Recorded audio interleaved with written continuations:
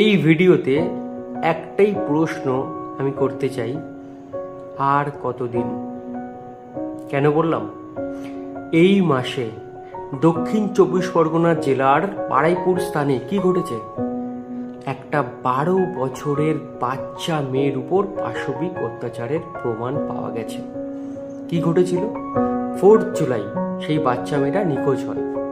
তার আত্মীয় স্বজন, পাড়ার লোকেরা তন্ন তন্ন করে খুঁজে বেড়ায়, কিন্তু তাকে খুঁজে পাওয়া যায়নি। পরের দিন মানে 5 জুলাই সেই বাচ্চা মেয়েকে একটা পুকুর থেকে তার বিবস্ত্র দেহ উদ্ধার করা হয়। সেখানকার মানুষ সিসিটিভি ফুটেজ দেখে কিছু অভিযুক্তকে ধরে পুলিশের হাতে তুলে দেয়। তারই মধ্যে একটা মানুষকে তারা পিটিয়ে হত্যা করে। পুলিশ তদন্ত শুরু করে। আমাদের মাননীয় মুখ্যমন্ত্রী শুভেন্দু অধিকারী মহাশয় সেখানে গেছিলেন, সেই ফ্যামিলির সাথে কথাও বলেন। পুলিশ তদন্ত করছে। তার মধ্যে একটা মানুষকে মানে একটা অপরাধীকে এনকাউন্টারও করে দেওয়া হয়। কিন্তু প্রশ্ন আবারও একটা, আর কতদিন? এ শেষ কোথায়? আজকে বারুইপুর, কালকে অন্য কোথাও হয়েই চলেছে। আরজি কর এখনো আমরা ভুলে যাইনি। কিন্তু প্রশ্ন আবারও একটা, আর কতদিন? আসলে সব থেকে বেশি প্রবলেম কি জানো?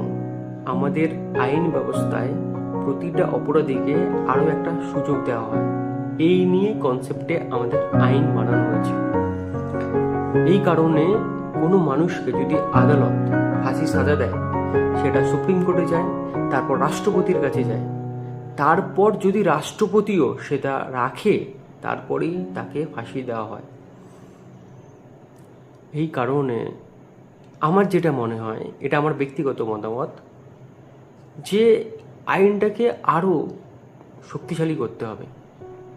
কারণ অপরাধীদের মনে একটা ভয় ঢোকাতে হবে যে এটা করলে পার পাওয়া যাবে না।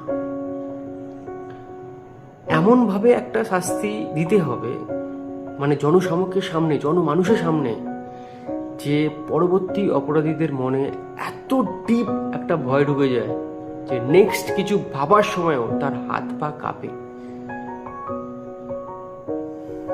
তাই আজকে আমি বেশি কোনো এডিটিং দিইনি, ভিডিওর কোনো আপলোড করিনি, কিচ্ছু করিনি, শুধুমাত্র কথাগুলো বললাম। কারণ এই ঘটনাটা